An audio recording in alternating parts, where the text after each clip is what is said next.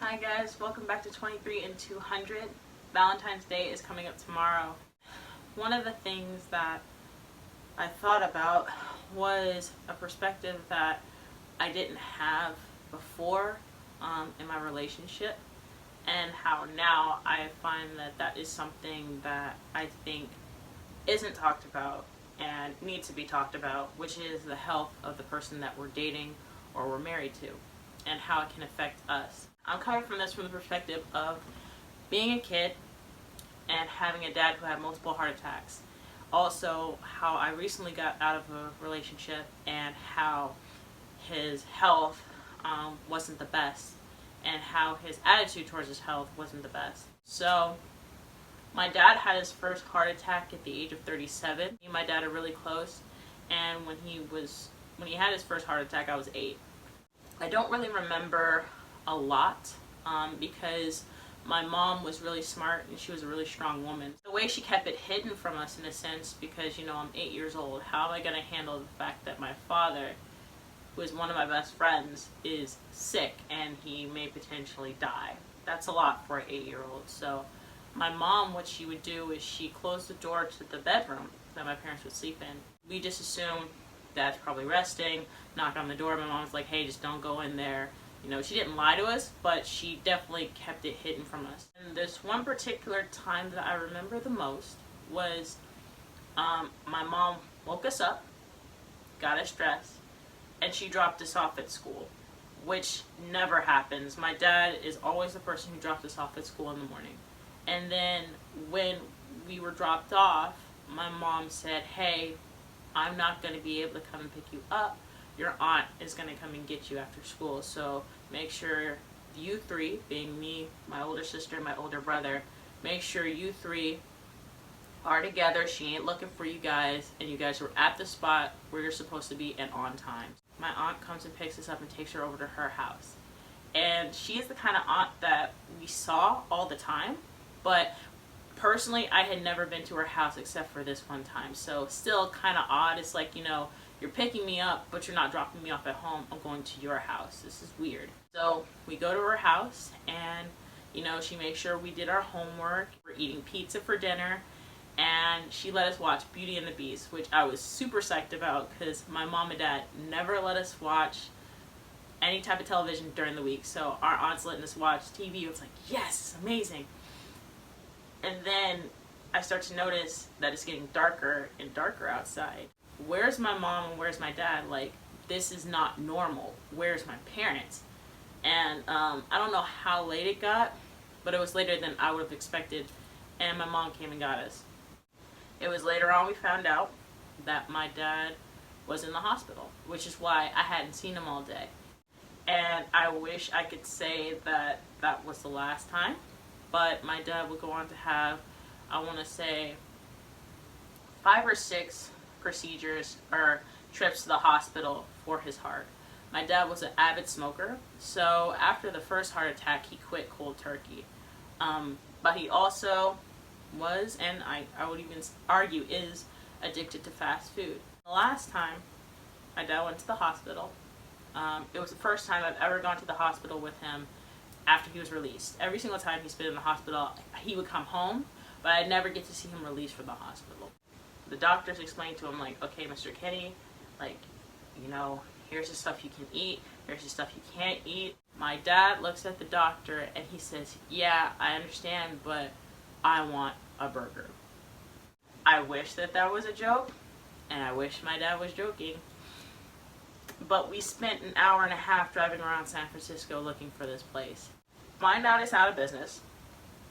But my dad still has in his mind that he wants a burger.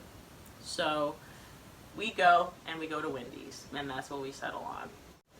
That was my experience growing up with an unhealthy father. And being a daughter of someone who's like that, it can be hurtful in some aspects, because I have to think about the long term, and I would love for my dad to walk me down the aisle, but it might be my brother, because my dad might not be here. I'd be thinking, okay, well, what does that have to do with, Valentine's Day?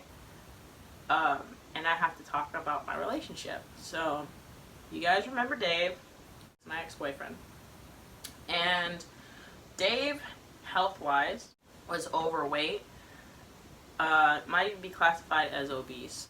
He also had a neurological condition. He was an epileptic, so he had seizures. And neither of them bothered me separately until one time, the night before a fishing trip. He had a seizure, and I'm like, should we cancel? Like, you need to rest up. It's like, no, like, we're going to go. Like, I don't care how tired I am. I don't care what I feel like. We're gonna go. And I also think from his perspective, it was like, I don't want you to feel like you have to baby me either, as if I'm like, you know, vulnerable or fragile. So we're going. I arrive at his house, and his mom is giving me kind of the talk. And she's telling me everything I need to know, like if he's having any, if this happens, you know, call me. I got your son. I'm gonna make sure he's cool. Like, we're good, we're chill. I'm like, we're having a good time.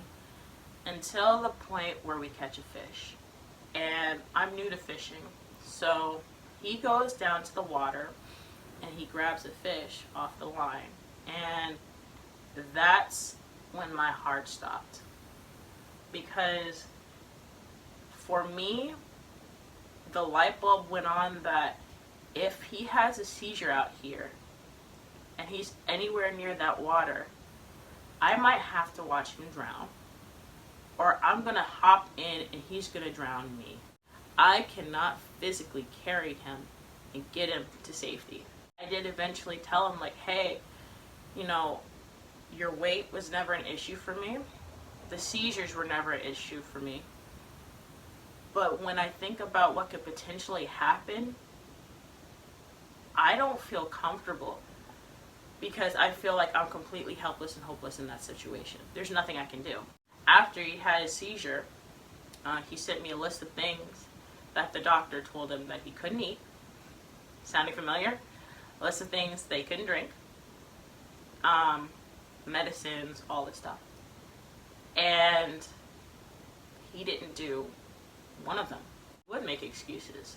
And he would say he only drinks soda when we go out. But then when I'm at his house, I see cans of soda all around. And I'm like, what is this?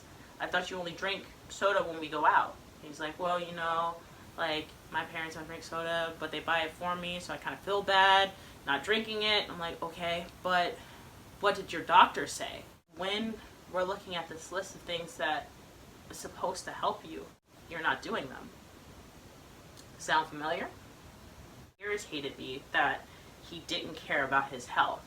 I would try to do things like, we lived 2 miles away from each other.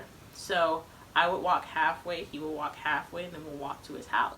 Eventually, it went from me walking there with him to me walking by myself, to me walking occasionally, to, babe, you don't have to walk, I can just buy you an Uber. So guess what I did?